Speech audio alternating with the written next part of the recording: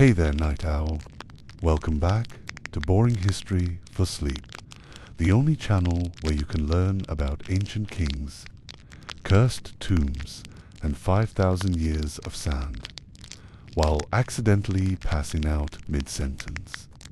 So, before your eyelids get heavier than a pyramid block, hit that like, subscribe, and comment "I serve Ra" now just to confuse the algorithm. Alright, let's talk about pharaohs. Those shiny, godlike rulers of ancient Egypt who looked fabulous in gold, but lived disturbingly weird lives. Because being a living god sounds awesome, until you realize you can't sneeze without a priest writing it down as a holy sign from the sun. Let's begin. Pharaohs were not just kings. They were considered divine, literally the sons of gods walking on earth. Imagine if your boss told you, "You're now the child of the sun." Sounds cool, right? But that also means every time you stub your toe, someone somewhere thinks Ra is angry. And the pressure, immense. The people didn't just expect them to rule, they expected them to keep the universe running. If the Nile didn't flood on time, guess whose fault it was? Yup, the pharaoh. Suddenly, godhood feels more like a customer service job. Now, picture a teenage pharaoh. Let's say he's 15. He's got eyeliner sharper than your Wi-Fi signal and servants fanning. Him with ostrich feathers, but deep down he's terrified, because one wrong ritual could make everyone think he doomed the harvest. No pressure, Your Majesty. The palace life was grand, sure, but it was also weirdly lonely. Everyone bowed, everyone praised, but no one really talked to the pharaoh like a human. Every conversation began with "O mighty embodiment of Ra," and ended with "May your Ka live forever." Try asking for a snack in that tone. Meals were enormous, but they came with paranoia. Ancient Egyptian rulers feared poison a lot. Every cup of wine might have been their last, so they hired food tasters. These poor souls had to sip and nibble before the king did. Imagine being told, "Hey, if this kills you, great news, the pharaoh's safe." Meanwhile, court life buzzed with priests, scribes, guards, and gossip. Oh, the gossip. You think royal drama today is bad? Ancient Egypt had entire temples whispering about who the pharaoh secretly liked or which god's statue winked during the ceremony. But let's not forget the beauty rituals. Pharaohs were obsessed with appearance. Both men and women wore makeup, thick black coal eyeliner, bright pigments, and perfumes so strong you could smell them from across the desert. Even their wigs had to be perfect, sleek, braided, and polished with oils. You see, looking divine mattered, because if you were ugly, people might start doubting your connection to the gods. So imagine Tutankhamun spending an hour in front of a bronze mirror, adjusting his eyeliner while thinking, "I must look holy today." Perfume wasn't just for vanity either. It masked the smell of sweat, embalming oils, and, well, death. Egypt was hot, and palace halls weren't exactly even the sacred cats were probably like, "Dude, open a window." Let's talk about family life. Pharaohs married young, often very young, and sometimes to their sisters. Yeah, that's the disturbing part. They believed it kept the royal blood pure, which, scientifically speaking, is the opposite of pure. but in their mind it meant divine. So if your sister was cute and your priest said the gods APPROVED, well, congratulations, you just became king and husband in one go. Awkward family dinners guaranteed. The palace was full of wives, concubines, and children, many children. Dozens, sometimes, but only one could inherit the throne. So palace politics turned into a quiet, deadly chess match. Mothers plotted. Priests schemed. The royal nursery probably had more tension than a war room. But the weirdness didn't stop there. Pharaohs took their dreams seriously, like government policy serious. If a pharaoh dreamed of a crocodile, everyone panicked about Nile floods. If he dreamed of a goat, farmers had to make sacrifices. One time, a pharaoh reportedly dreamt of 3 loaves of bread, and the priests spent weeks decoding it. Spoiler, it meant eat breakfast. They also had magicians.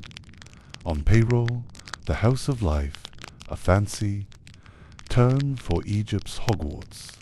These guys mixed potions, read omens, and occasionally pretended to talk to gods. One priest even claimed he could make wax crocodiles come to life, which is just terrifying and adorable at the same time. And then, of course, there's the death obsession. Pharaohs spent their entire lives preparing for their own funerals. Like, imagine decorating your tomb before you even finish puberty. Their palaces had entire departments for coffin planning, pyramid logistics, and mummy wrapping strategies. They believed death wasn't the end. It was a grand journey to the afterlife. But only if your body was preserved perfectly, your name remembered, and your tomb stocked with all your favorite stuff. So naturally, they filled it with gold, food, pets, and sometimes servants, because apparently, even in the afterlife, the boss needs staff. And the mummification process, disturbing doesn't even begin to cover it. Your organs got scooped out, placed in jars with godheads, your nose was broken to pull out your brain, and your body got soaked in salt for 40 days, then wrapped up, perfumed, and sealed tight like an ancient burrito. Yet, all of that was seen as an honor. Being wrapped meant immortality. Being left unwrapped, eternal doom. So yeah, suddenly a fancy coffin sounded better than reincarnating as a scarab beetle. Pharaohs also had a complicated relationship with gods. They claimed to be gods, yet still spent half their lives trying to please other gods. Every day began with rituals, offerings, prayers, incense, and music. The priests would chant for hours while the pharaoh stood, motionless, pretending to enjoy it, and the rules were strict. If you messed up a ritual, even slightly, everyone thought chaos or isfit would devour the world. So no pressure. The temples themselves were massive. Carvings, columns, gold everywhere. But most of the population never saw the inside of one. Only priests and pharaohs could enter. Imagine ruling millions of people who worship you but can't even see. Your sacred selfies. Finally, let's talk about Akhenaten, the rebellious pharaoh who said, "Forget all your gods. I like the sun one better." He changed Egypt's religion, closed temples, and made everyone worship Aten, a glowing disk in the sky. The priests hated him. The people were confused, and after he died, they erased his name from history, like ancient cancel culture. His wife, Nefertiti, was stunning and powerful, and together they basically ran Egypt like an influencer couple. Giant palaces, new art styles, endless sun worship, and drama. Or so much drama, comma. When they died, the next pharaohs pretended none of it happened. Aton, never heard of him. It's like your friend who denies ever having a TikTok phase. So yes, the life of a pharaoh was glorious, golden, and deeply disturbing. They ruled with divine authority, but lived surrounded by fear, rituals, and a never-ending pressure to look perfect and die spectacularly. Next time someone calls you dramatic, just remember, at least you didn't build a 480-foot triangle to prove you're still relevant in the afterlife. And as you drift off to sleep tonight, maybe imagine the distant hum of the Nile, the flicker of torches against stone walls, and a pharaoh staring into the stars, wondering if even gods get tired sometimes. Because under all that gold, they were just human. If you think living in a royal palace sounds glamorous, congratulations, you've clearly never smelled one, because the ancient Egyptian palace, though massive and glittering in sunlight, was also a humid oven of politics, perfume, and paranoia. Let's step inside. Imagine endless hallways painted with gods judging you, rooms echoing with sandals, and hundreds of servants who never blinked when you passed. The pharaoh's palace was like a divine prison, golden bars, silk cushions, and no escape from expectations. The day in the life of a pharaoh began early. Before sunrise, priests would already be waiting outside his chambers, carrying incense and chanting things like awaken. Oh, radiant one. The poor guy probably just wanted 5 more minutes of sleep. But when you're considered the son of the sun, sleeping in looks bad. So he gets up, washed with holy water, rubbed with oil scented like cedar and myrrh, and dressed in crisp linen. Then comes the jewelry, gold bracelets, lapis lazuli rings, and that heavy collar that made everyone's neck look fabulous but sore. Breakfast, bread, figs, honey, and beer. Yes, beer. Because in ancient Egypt, beer was liquid breakfast. Imagine being hungover from last night's temple feast and saying, "Ah yes, more beer, please." It's sacred. After breakfast came the rituals. So many rituals. The pharaoh would enter the temple with his entourage, high priests, guards, musicians, and one poor guy whose job was to hold the royal fan. Inside, they'd perform the opening of the mouth ceremony on statues, chant hymns, and burn incense until everyone's eyes watered. Every movement had meaning. Raise your hand wrong, and you might offend Ra. Step with the wrong foot first, and the gods might assume you hate order. The pressure to be flawless was divine level exhausting. And the best part, most of the time, the pharaoh didn't even understand what the priests were saying.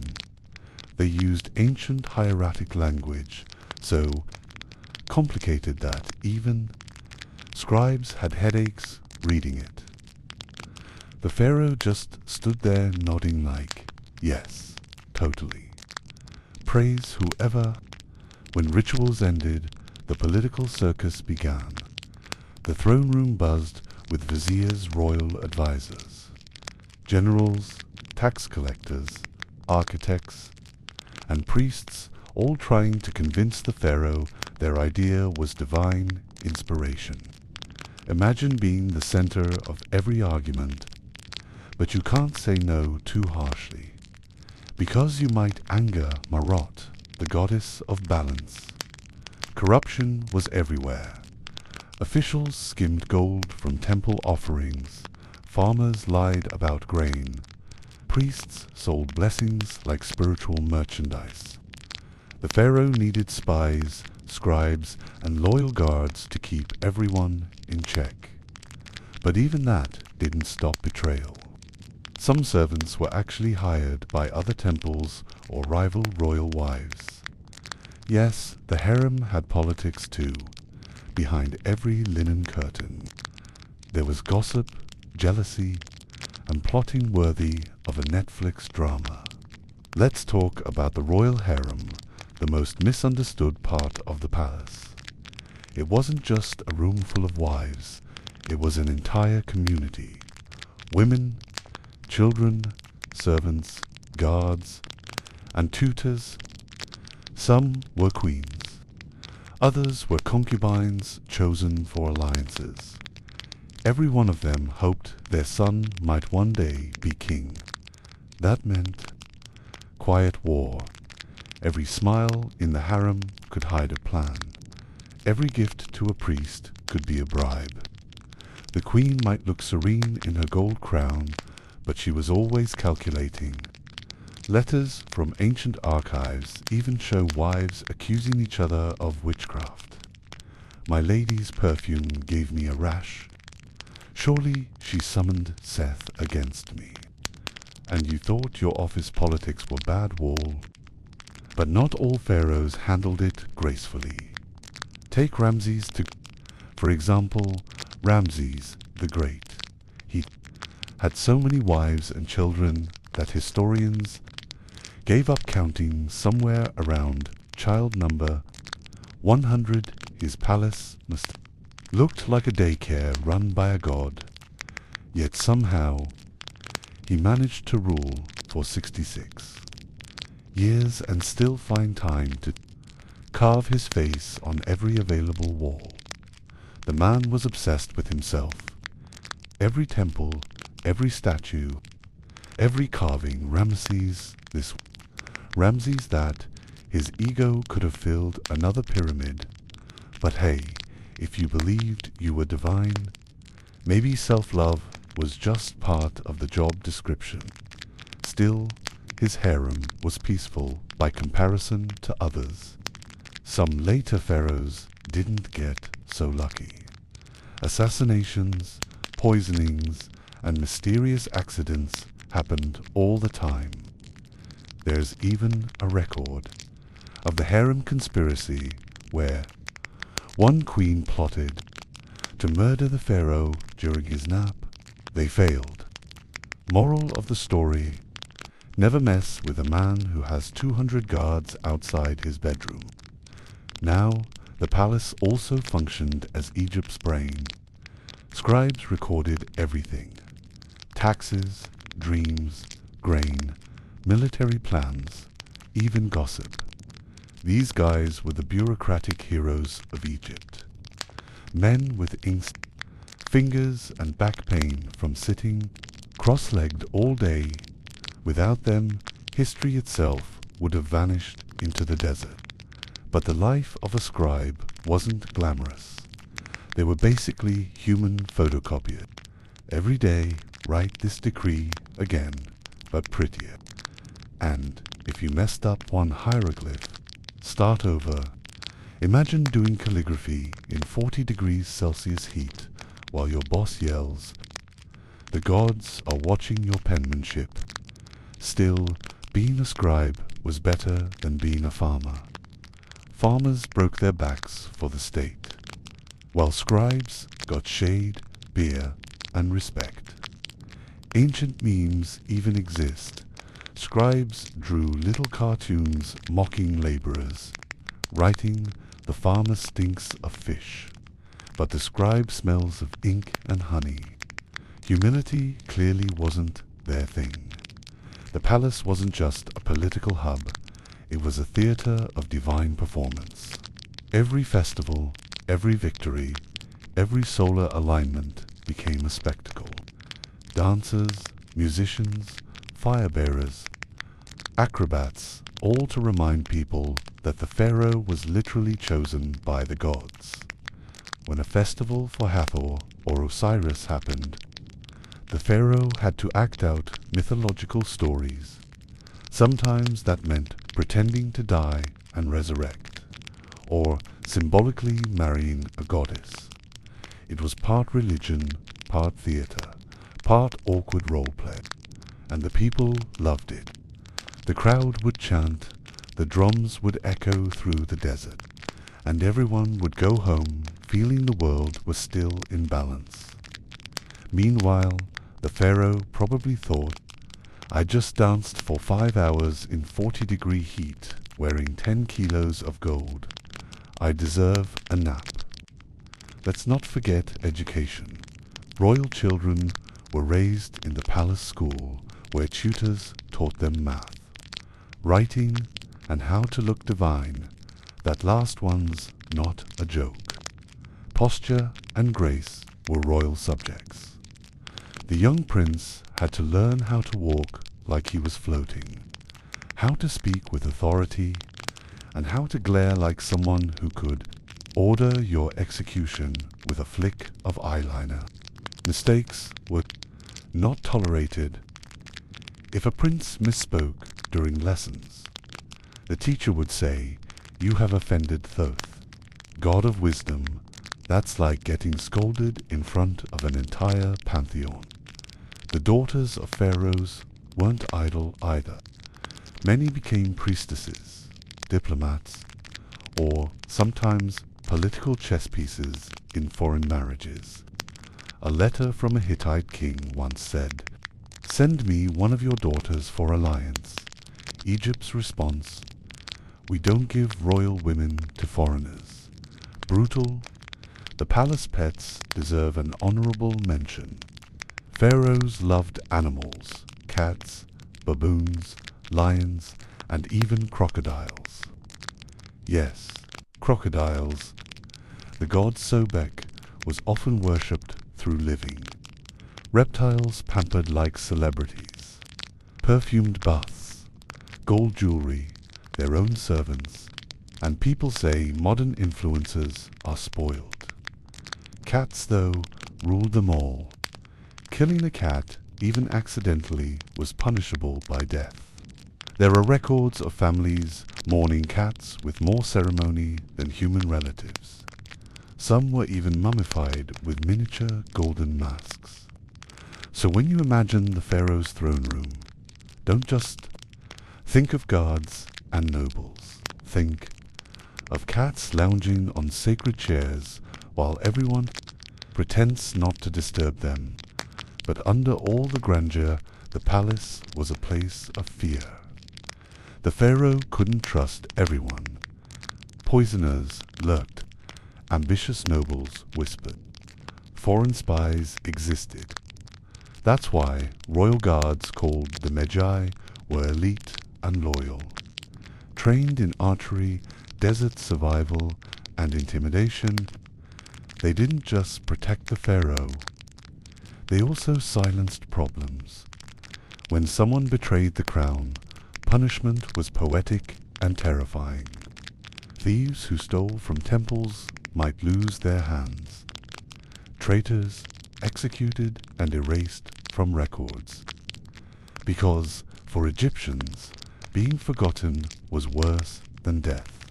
To have your name scratched off monuments meant losing your soul forever. So yeah, power looked shiny from the outside, but inside it was constant paranoia. One wrong friend, one bad dream, and your eternal afterlife was cancelled. And yet, for all that fear, the palace had moments of quiet beauty. At sunset, the pharaoh might walk out to the balcony, overlooking the Nile glowing red. Musicians would play soft harp melodies. The air smelled of lotus and oil lamps. Servants bowed silently as he watched the horizon, maybe wondering what came next. For a brief moment, the god-king could pretend he was just human, a man watching the river, hearing laughter from distant gardens, feeling the warm wind on his face. Then the drums sounded again. Another ritual called, and the illusion ended. The god returned to duty. And so the palace, dazzling, dangerous, and lonely, stood not just as a home, but as a mirror of Egypt itself, beautiful, powerful, and full of secrets.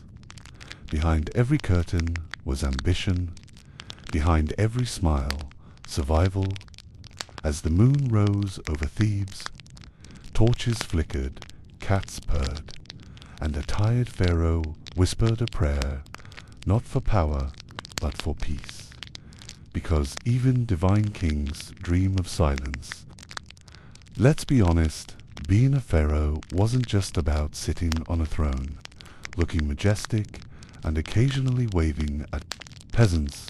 Nope. It was also about managing a divine to-do list longer than the Nile. Every single day, Egypt's ruler had to make sure that the gods were happy. The sky didn't fall, and the sun remembered to rise. Because if anything went wrong, drought, famine, bad vibes, everyone blamed the pharaoh. Imagine your Wi-Fi goes down, and suddenly everyone thinks it's your fault because you forgot to pray properly. Welcome to the spiritual pressure cooker that was divine kingship. To understand the pharaoh's life, you have to understand their relationship with the gods. Egyptians didn't just have one god, they had hundreds, maybe thousands. Every town had its own favorite. One for the Nile, one for cats. One for beer, yes, beer. Even one for the sound of silence. The gods weren't abstract ideas. They were co-workers, neighbors, and nosy relatives, always watching, always judging. Pharaohs had to keep them all in check, balancing their cosmic energy like an overworked celestial babysitter. If a sandstorm hit, that meant Set, god of chaos, was in a bad mood. If the harvest was good, Hathor probably winked at the right time. And if you stubbed your toe, clearly you angered the god of doorways. Every morning, the priests of the temple of Amun would wake up before sunrise to wash, shave, and purify themselves, because apparently gods didn't like morning breath. Then they'd prepare offerings, bread, flowers, incense, sometimes an entire roasted duck. And who was at the top of all this spiritual chaos? The pharaoh? He wasn't just a participant. He was the high priest of every cult in Egypt.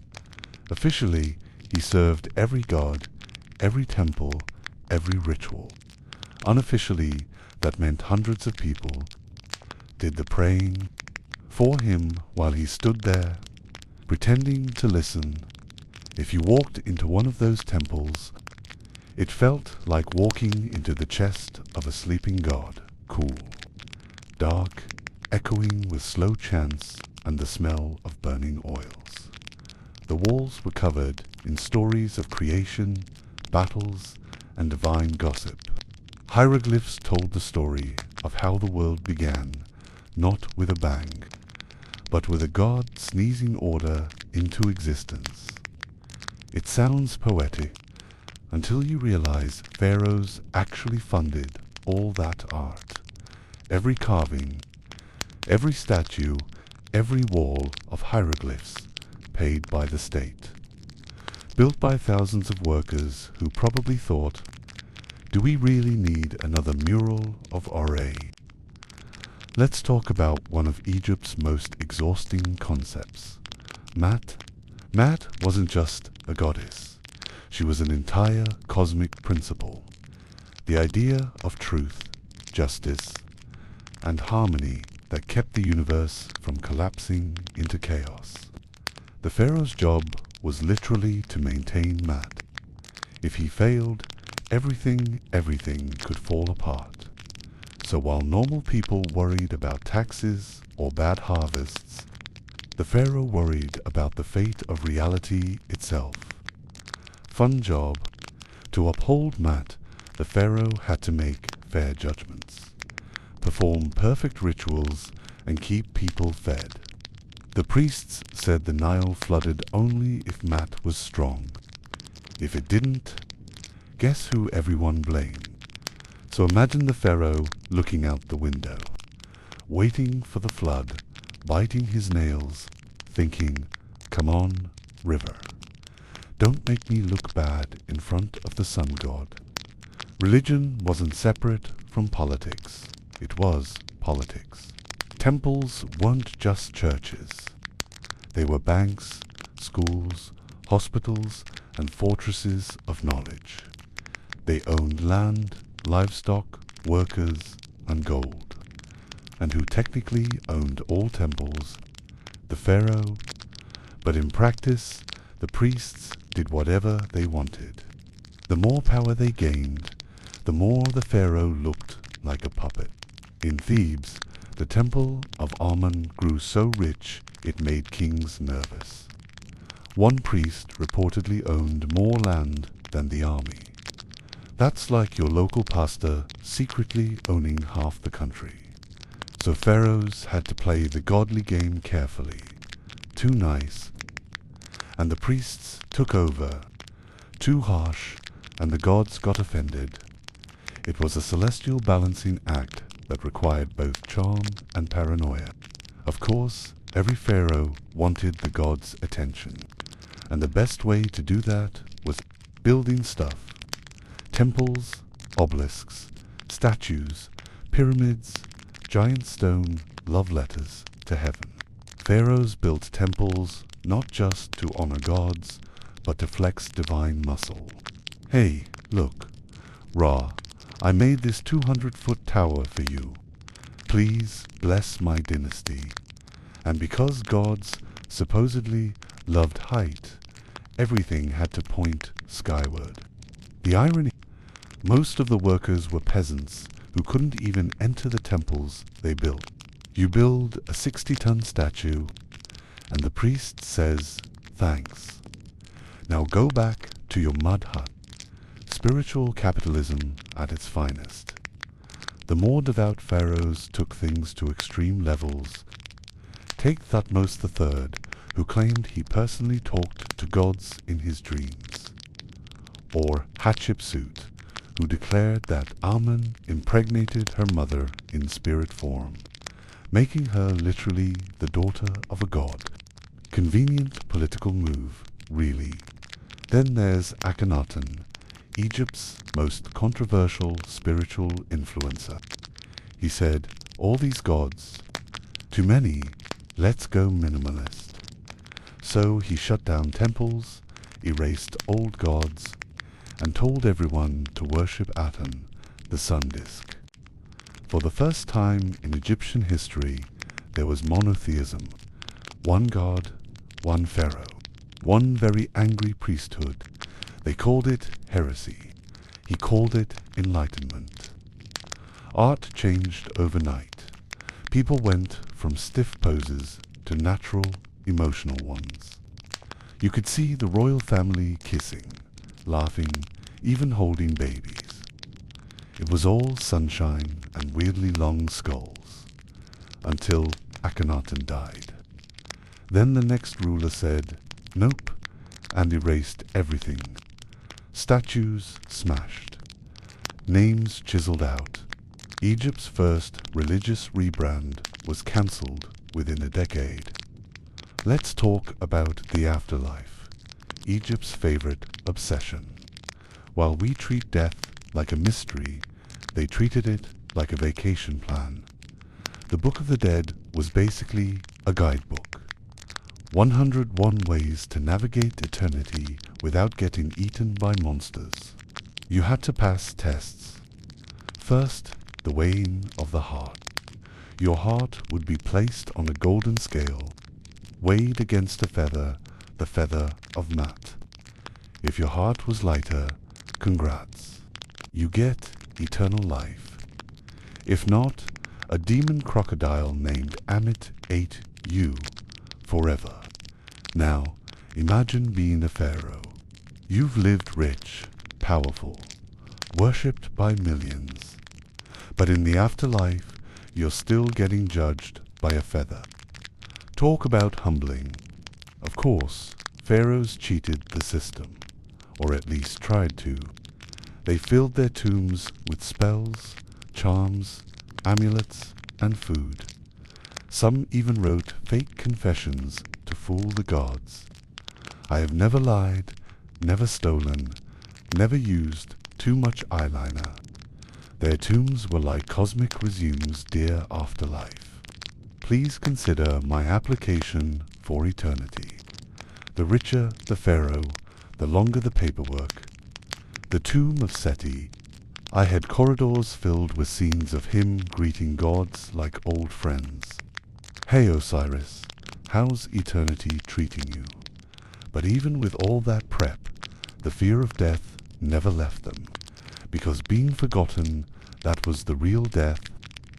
Egyptians believed your soul lived as long as your name was spoken, so pharaohs made sure their names were everywhere, on walls, statues, temples, sandals, even spoons. Eat cereal with the blessing of Ramses II. But sometimes it backfired. Enemies who overthrew a ruler would erase his name, chisel out his face, destroy his statues. Boom, eternal cancellation. It was Egypt's version of deleting your social media, except it erased your soul. That's why some pharaohs hid their tombs in secret valleys, hoping grave robbers or vengeful successors wouldn't find them. Spoiler, they always did. The irony, the more they tried to be immortal, the more they reminded everyone they were afraid to die. Let's not forget the priests, the ultimate middlemen between man and God. They performed daily rituals to feed the gods with offerings. But let's be real, those ducks and breads didn't vanish. After the ceremony, the priests ate them. Divine leftovers. Being a priest was a full-time gig.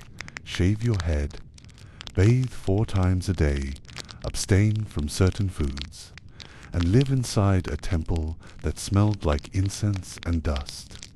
But it came with perks, authority, respect, and access to sacred gossip.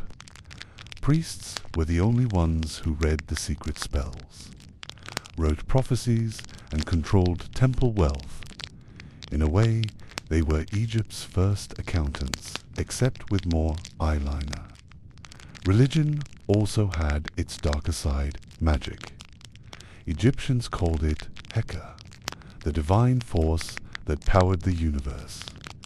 Every spell, every charm, every whispered curse was Heka in action. Pharaohs used it too.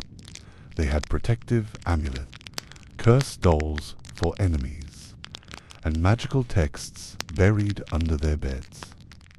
Some kings even wore rings inscribed with words of power to repel snakes and nightmares, and you thought your dream catcher was impressive. At night, when the temples grew silent, the gods were believed to travel through the underworld. The sun god Ra sailed on his cosmic boat, fighting off the serpent, Apophis, a massive snake of chaos, trying to devour light. The pharaoh's soul was supposed to help Ra in battle, stabbing the serpent with divine spears. So technically, your afterlife job was night shift security for the sun. Imagine telling that to HR. Yes, I'd like to apply for eternal serpent stabbing duty. And yet, despite all the fear, the rituals, the pressure, the Egyptians found comfort in their gods. Every sunrise was proof that good triumphed over chaos again. Every temple song was a reminder that existence still made sense. For the Pharaoh, though, that comfort came with responsibility. He couldn't break down, he couldn't doubt. He had to be matte, steady, eternal, divine, even when the world cracked around him. Because if the God King lost faith, who would dare believe? Power in ancient Egypt was like perfume, everyone wanted it, but too much of it could kill you, and no one wore more of it than the Pharaoh. Imagine being told you're a god as soon as you learn to walk. People bow to you, feed you grapes, fan you with ostrich feathers, and call you Lord of the Two Lands. Sounds amazing, right? Until you realize that half of those people secretly want your Job, and the other half are related to someone who does. Welcome to the royal court, the most glamorous snake pit in human history. Pharaohs weren't just rulers, they were mythological creatures. Their entire existence was wrapped in ceremony, secrecy, and sheer paranoia. Every decision had cosmic weight. If the Nile flooded too much, you were cursed. If it didn't flood enough, you were cursed. If you blinked too slowly during a ritual, boom, divine failure. So what did a typical royal day look like? Wake up in gold sheets, get massaged with sacred oils, have your eyeliner reapplied by a priest who's also part astrologer, then approve a few thousand tax documents before noon. After that, smile at the peasants, visit a temple, maybe execute a rival. Royal self-care, ancient edition. But beneath the gold and incense, there was fear thick as desert dust. Because being treated like a god made you paranoid. You couldn't trust anyone. Not your generals, not your priests, not even your family. Especially your family. Egyptian royal families had one rule: keep the blood pure, which basically meant marry your sister, or your half-sister, or your niece, whatever keeps the gods happy. So yes, the pharaohs kept it all in the family, and that's exactly where the problems started. Generations of divine inbreeding led to some interesting results. Akhenaten's elongated skull, Tutankhamun's clubfoot, and the genetic deformities found in royal mummies weren't accidents.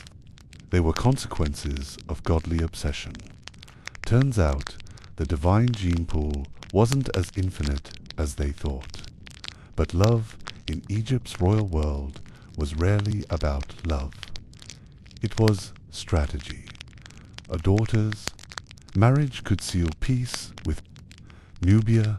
A son's marriage could control the priesthood, and a wife's title could spark a civil war. Take Queen Tai, the sharp-minded mother of Akhenaten. She wasn't royal by birth, just incredibly smart, politically gifted, and terrifying. She managed to manipulate court factions, control trade, and keep her family on the throne for decades. Egyptologists think even the priests were scared of her.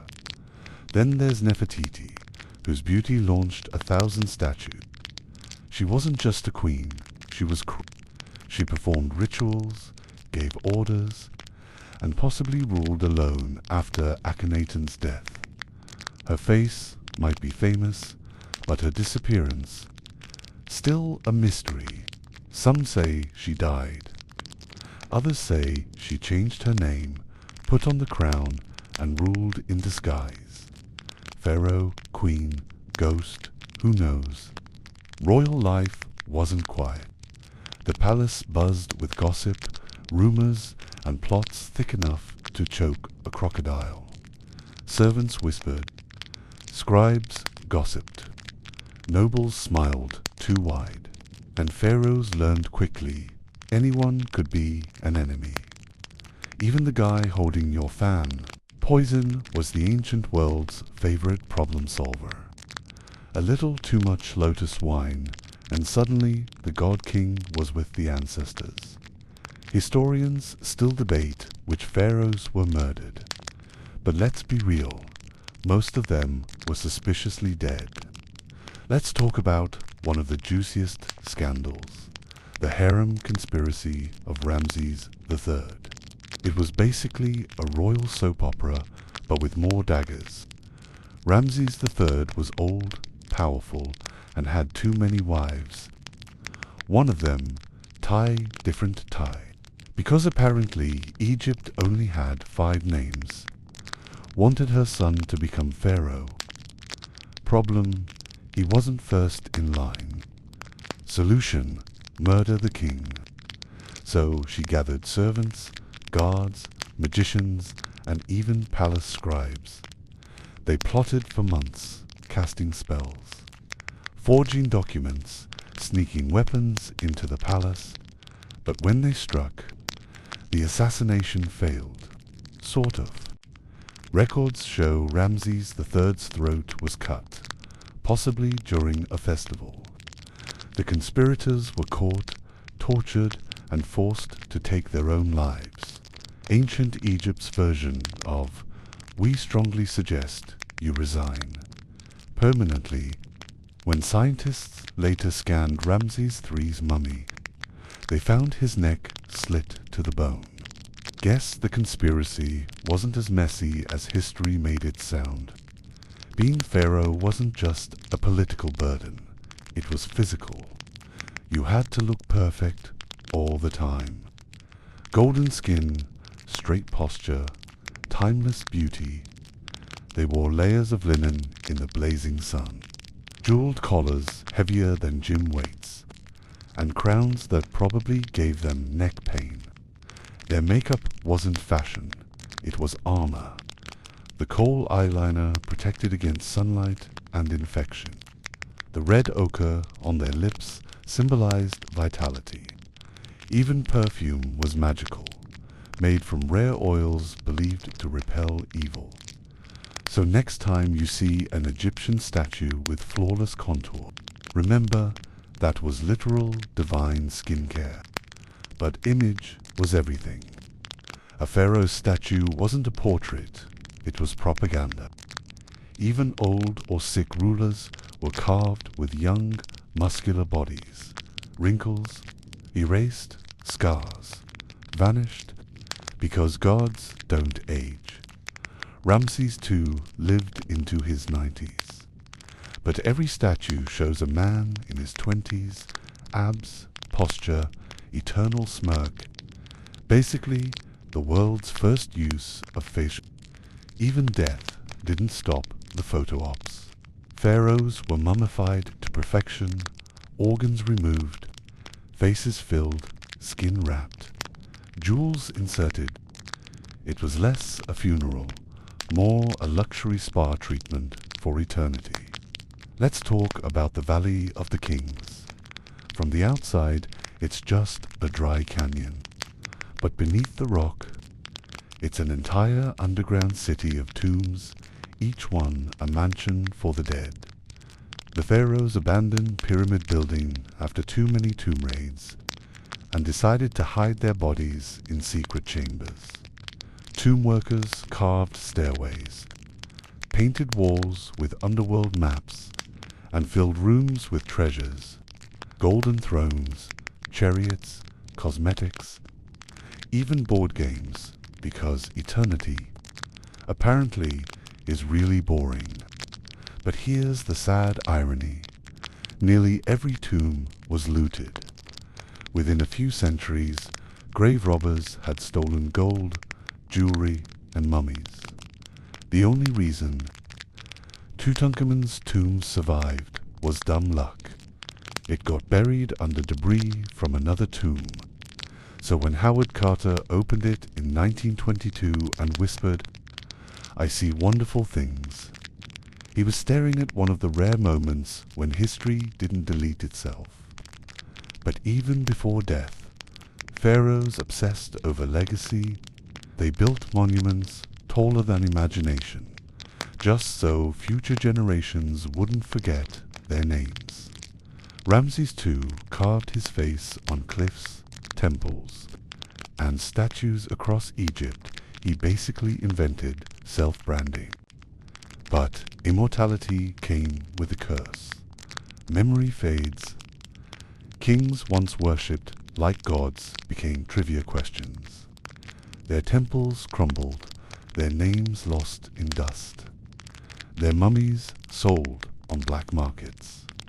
One even ended up as a prop in a carnival freak show in the 1800s, until someone finally said, "Wait, this might be Pharaoh Ramses I."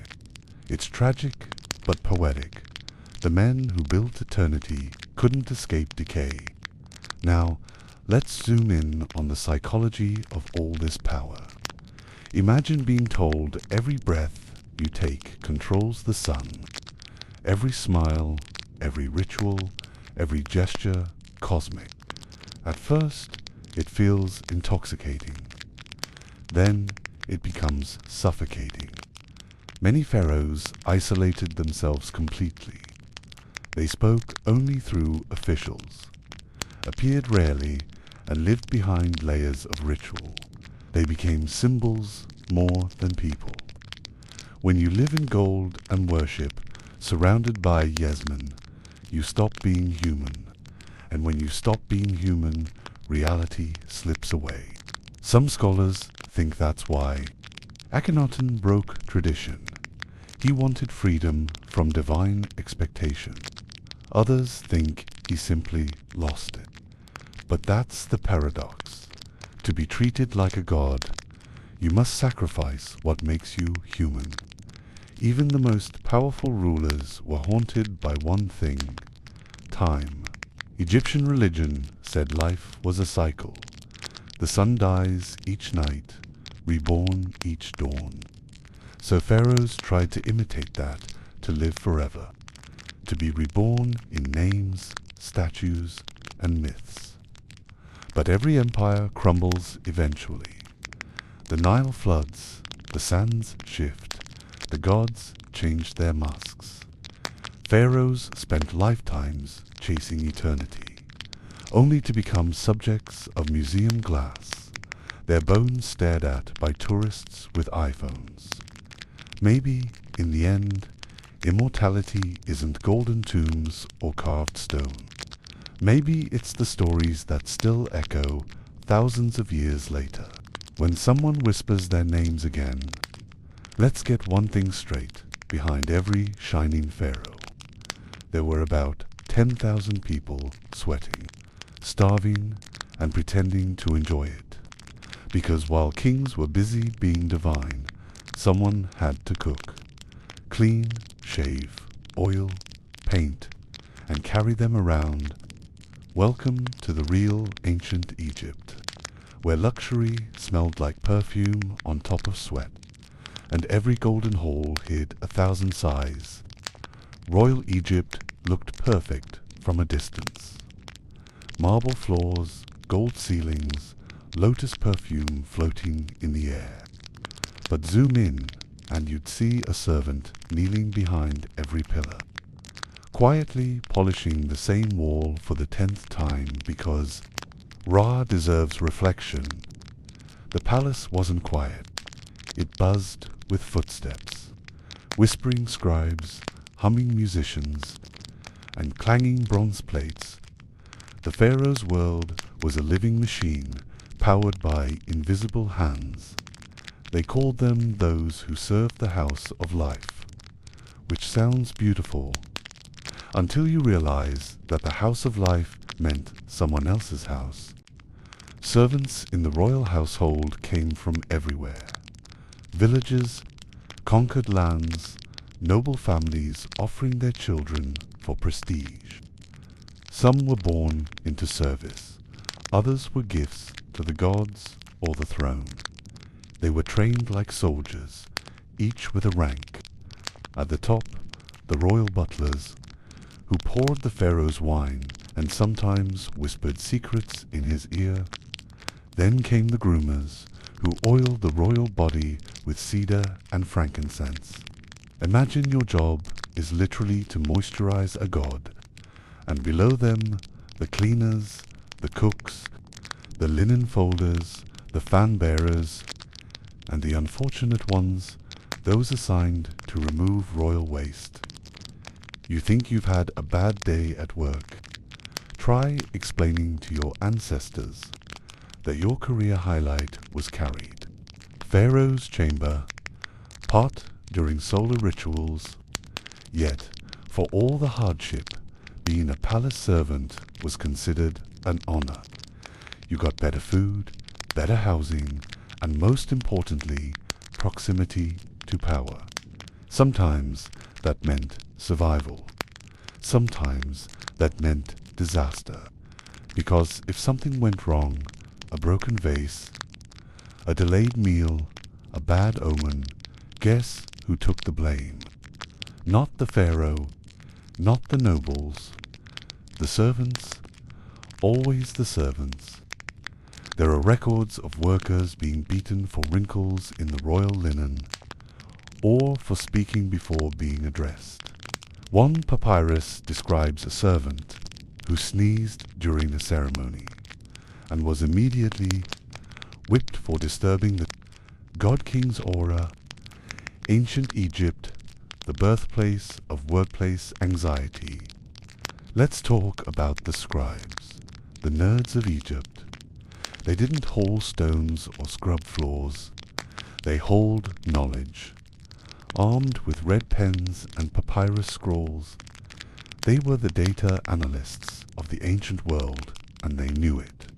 While everyone else was sweating under the sun, scribes sat in shade, writing tax reports and poems about how much better they were than farmers. Seriously, one famous text literally says, "Be a scribe, for no one beats the scribe." They recorded everything, from grain counts to love letters, from temple rituals to shopping lists. Some of them even wrote early versions of workplace gossip. A note from dear El Medina reads, "Panob has been sleeping with the women of the workman's village again. Congratulations, Panab, your ancient Egypt's first HR problem." Speaking of Deir el Medina, this was the village where tomb builders lived. It was the one place in Egypt where workers had steady jobs, decent homes, and a small slice of dignity. They built the Valley of the Kings, and occasionally they stole from it. See, the pay system was grain-based. You got your salary in sacks of wheat and beer. When shipments were late, which happened a lot, the workers went on strike. Yes, you heard that right. The world's first recorded labor strike happened in Egypt. Around 1152 BC, the workers marched to the temple, shouting, "We are hungry." Officials panicked. Priests tried to calm them with bread, and the foreman wrote a report like, "The workmen have sat down. They say they are starving." The pharaoh, of course, was silent, probably busy being embalmed. Now let's dive into the darker layer, slavery. Yes, Egypt had slaves, but not the Hollywood kind building pyramids in chains. Most slaves were household servants, debt laborers, or prisoners of war. They worked in mines, temples, or estates owned by nobles. Some were branded, others marked with tattoos of ownership. But Egyptian slavery wasn't entirely hopeless. Some slaves could marry, own property, even earn freedom. Still, their lives were brutal. One text describes miners working in darkness. Breathless, their eyes blinded by dust. They dug gold and turquoise for temples, for gods who never came down to thank them. Women servants had their own strange place in this hierarchy. Some were dancers, singers, or women of the harem trained to entertain nobles and priests. Others served as wet nurses, perfumers, or weavers. But don't underestimate them. Women could rise high. A clever nurse might become a royal nanny, trusted with the future pharaoh. A talented singer could become a temple priestess, a voice of the gods themselves. The line between servant and noble was thin, drawn not by birth, but by opportunity. The palace was also full of castrated men who guarded the harem or managed inner courts. They had no families, no heirs, no threat to the throne. In a system obsessed with control, they were the perfect tools. They saw everything, heard everything, knew everything, and said nothing. Historians say some eunuchs became so powerful that nobles feared them, because when you control who sees the king, you control the king. Now, picture the royal harem, not the fantasy kind, but the real one, a political institution wrapped in silk and fear. Hundreds of women, each hoping her child would become pharaoh. They lived in golden cages, guarded by soldiers and whispers. Some were queens. Others were hostages from conquered lands. Every smile hid ambition. Every lullaby could be a plan for power. The harem conspiracy we talked about earlier. That's where it began, among perfumes, gossip, and desperation. So yes, behind the golden gates of the palace, love and death shared a bed. What about the entertainers? The jugglers, acrobats, musicians, the forgotten artists of the divine court. They performed in festivals, processions, and drunken feasts that lasted for days. Music was sacred. Drums for the gods, harps for the pharaoh, flutes for love. Dancers wore nothing but jewelry, their bodies painted in gold dust, moving like liquid light under. It was beauty and distraction, because while nobles watched, the rest of Egypt labored unseen in the dark. Even animals had ranks. Royal cats wore jewelry. Sacred bulls had servants. One tomb inscription even praises a pet baboon named Beloved of the King, Eater of Figs, Companion of Eternity. Meanwhile, the human servant feeding Bennu was paid in leftover bread. Divine hierarchy, 1, gods, 2, animals, 3, everyone else. But the most haunting part of royal service wasn't the labor, it was the silence. Servants saw everything. They saw kings rage, queens cry, priests lie, children die. They watched history happen in candlelight and couldn't say a word. When the pharaoh died, some of them went to the tomb too, not alive, not willingly, buried beside their masters, sealed forever in darkness, so that even in death they'd serve. Yet for all the cruelty, there were moments of tenderness. Letters from servants show gratitude, even love, toward their masters. One writes, "May the Lord's shadow protect me. My life is his gift."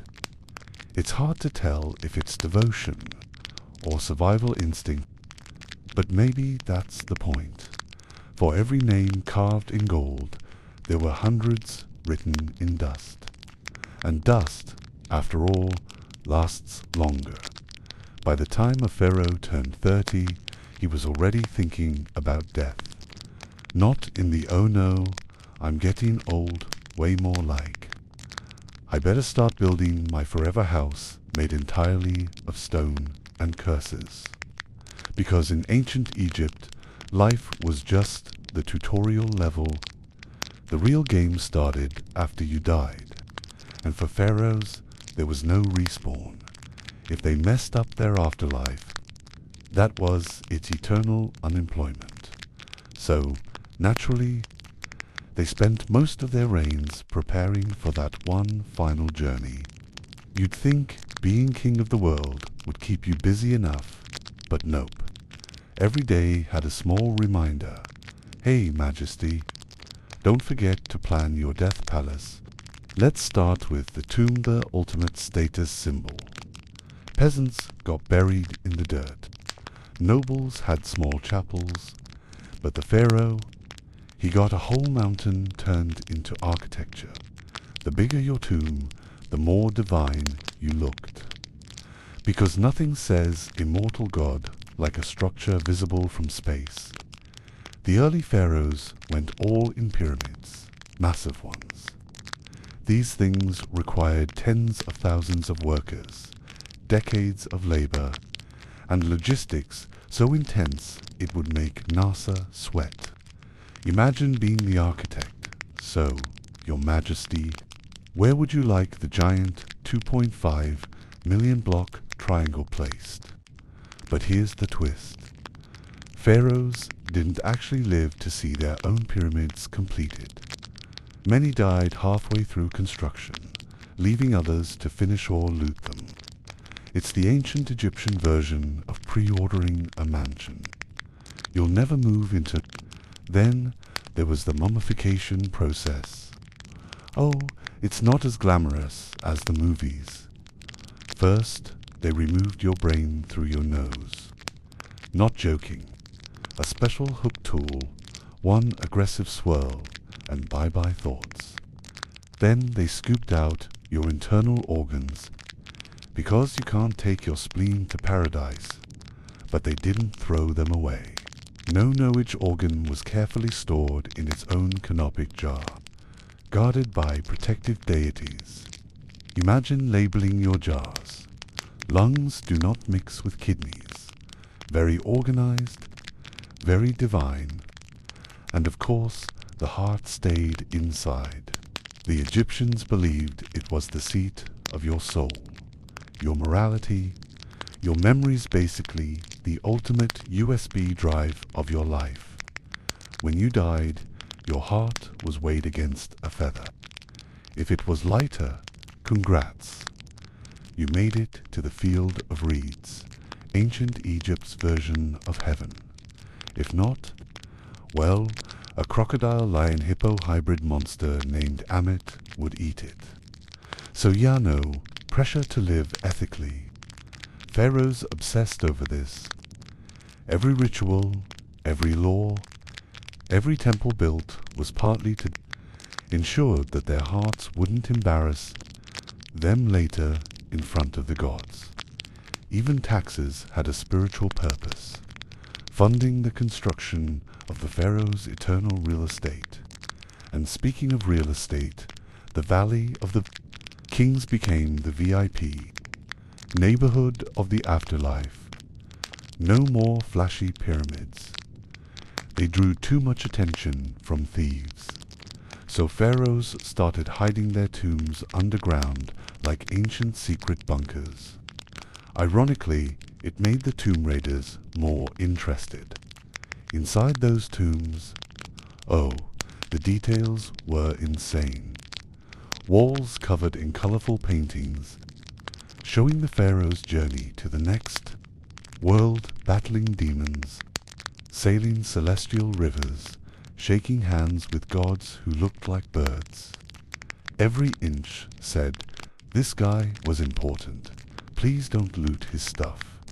Spoiler, everyone looted his stuff, even with dozens of curses, actual carved threats like death shall come on swift wings to him who disturbs this tomb. People still broke in. Apparently, swift death was a fair price for gold. But what really made this obsession disturbing wasn't just the architecture, it was how much life revolved around death. Pharaohs hired priests whose only job was to chant their names after death. They commissioned statues to stand in for their souls. They had magic texts buried beside them, the Book of the Dead, the ultimate afterlife walkthrough. Imagine a divine how-to manual. Step 1. Wake up dead. Step 2. Politely greet Anubis. Step 3. Don't panic during the heart-weighing scene. Even their servants were sometimes sacrificed to serve them in the afterlife, though later they replaced real people with Ushabti figurines, tiny clay minis like Funko Pops, but haunted. Still, for all the preparation, pharaohs were terrified. They'd seen what happened to their ancestors, tombs desecrated, bones tossed aside. The fear of eternal shame haunted them more than death itself. So they invented layers of deception force corridors, decoy chambers, hidden traps. Some tombs even had curses written in invisible ink made from plant resin. If Netflix existed back then, ancient Egyptian tomb security would have been a hit documentary.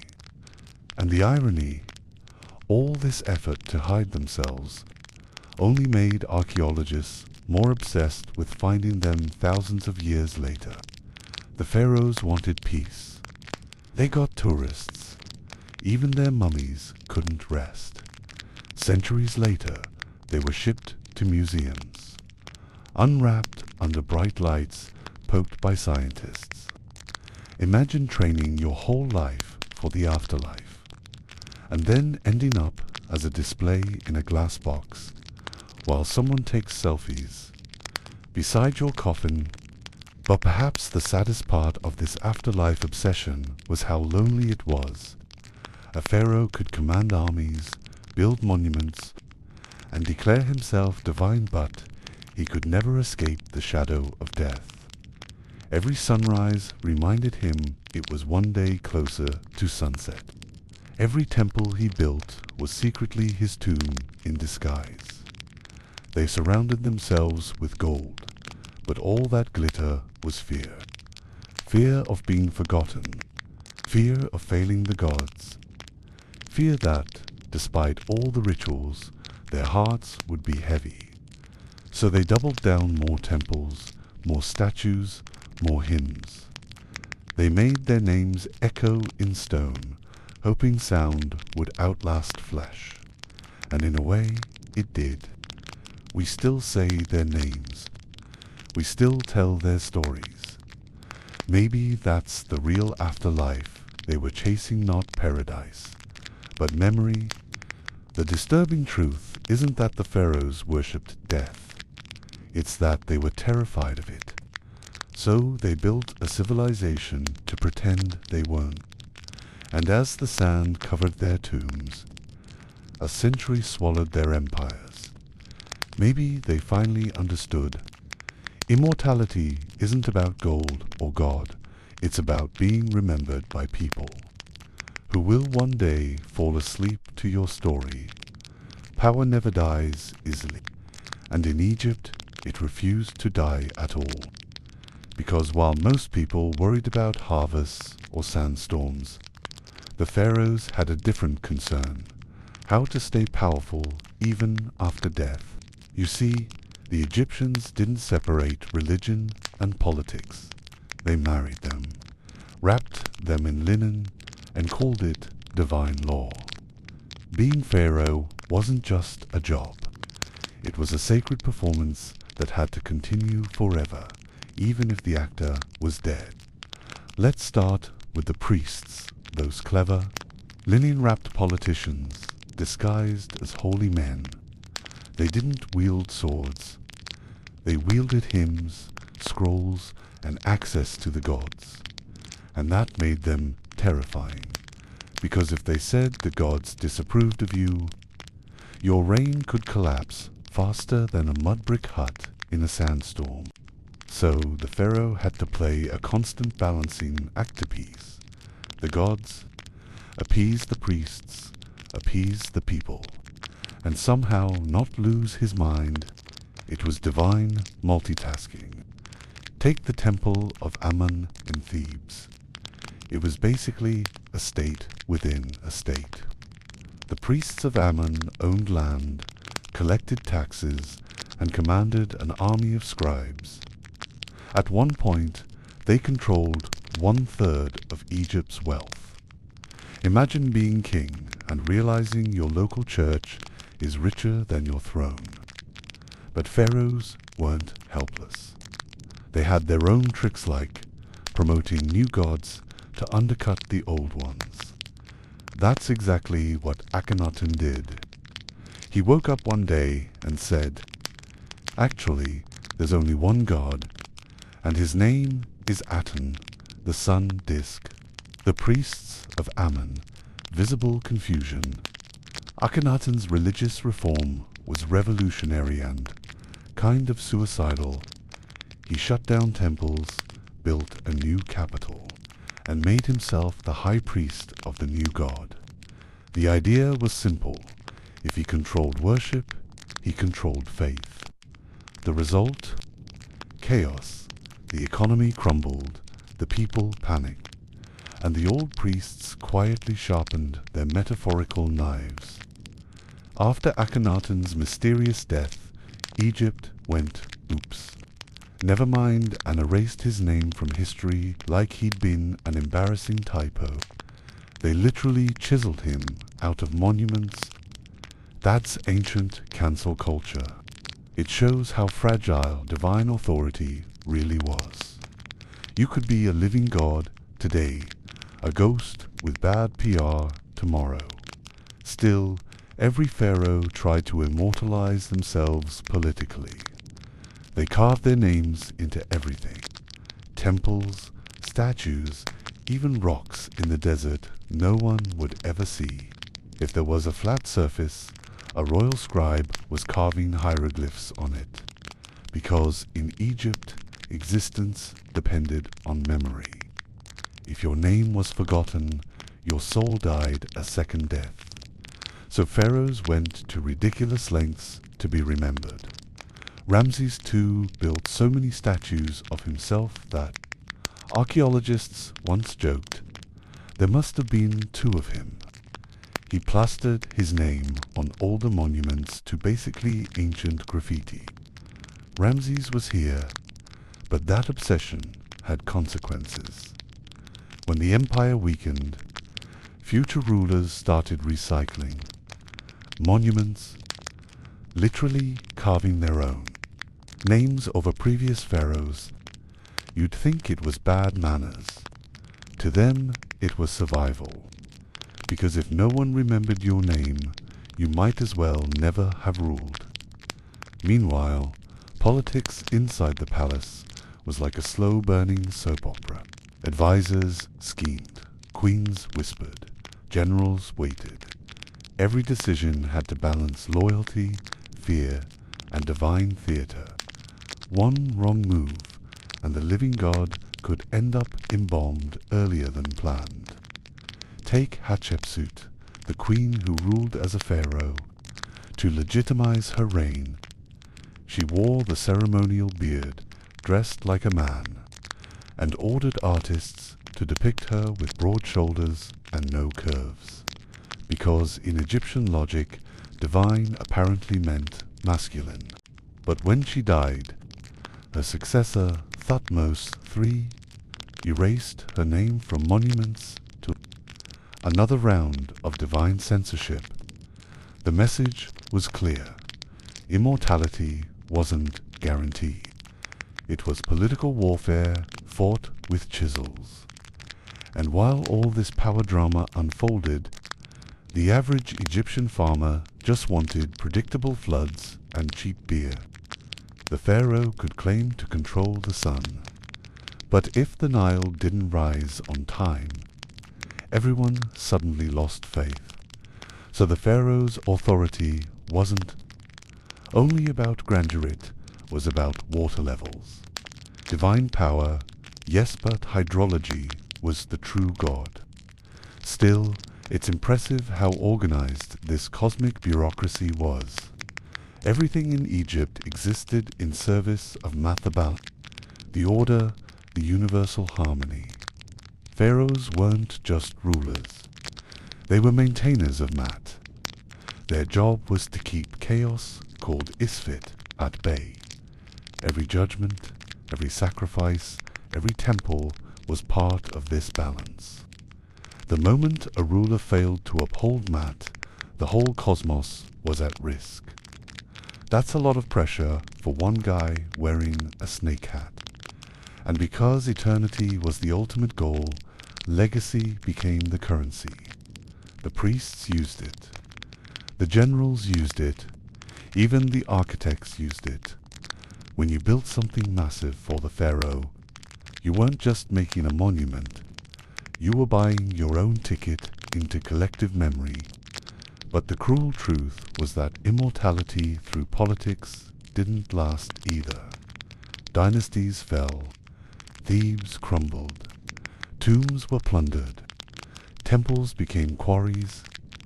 The names that had once echoed through the halls of eternity were now dust. Only fragments survived the carved eyes of a statue, the faint relief of a forgotten name, the lingering shape of an empire beneath the sand. Still, in that ruin, you can feel their persistence. They refused to vanish. Their politics were not just of power, but of memory, of being seen, of refusing the oblivion they feared most. It's ironic. The pharaohs built entire religions to stay remembered by their people yet today. It's their skeletons that remember them best. Their bones, their coffins, their cracked golden masks whisper louder than any priest ever did. Because when power fades, what remains isn't the crown, it's the story. And in that sense, maybe the pharaohs won. In the end, every empire thinks it's eternal. Every king thinks the sun rises for him. And every pharaoh thought he could bargain with time. But time never signed that contract. The golden age of Egypt didn't collapse in a single dramatic moment. It eroded grain by grain like the sand that swallowed its monuments. For centuries, pharaohs had built their power on divine image. But you can't keep the gods happy forever, especially when your treasury starts running out of gold. The cracks began with war. Maintaining an empire that stretched from Nubia to the Mediterranean wasn't cheap. Armies, temples, ships, pyramids, everything demanded resources. Pharaohs taxed the people, squeezed the farmers, and leaned heavily on the priests. The economy bent under the weight of divine ambition, and then came nature's betrayal. The Nile, once predictable as the sunrise, began to falter. Some years it flooded till little crops withered. Other years it drowned the fields. Famine crept through the villages, and hungry people started asking dangerous questions. If the Pharaoh controls the Nile, why is it failing us? Faith wavered. Order cracked. Mat, the sacred balance, was slipping. Meanwhile, the priests of Amun grew even stronger, almost forming a theocracy inside the kingdom. In Thebes, their wealth rivaled the crown's. Temples became fortresses, and divine law turned into bureaucracy. The pharaoh was supposed to be a god on earth, but he was now a puppet of his own religion. That's the thing about divinity. Once people stop believing, you're just a man in eyeliner. Some tried to fight back. Ramses, she tried reform. Others, like the foreign-born pharaohs of later dynasties, tried to reinvent what divine meant. But the magic was gone. Egypt had become a museum before it even died. The foreign invasions began. Nubians, Assyrians, Persians, Greeks, Romans, each one took a piece of Egypt's glory, like vultures circling an old lion. The temples stayed magnificent, but their gods went silent. The priests still performed the rituals, but the faith was hollow.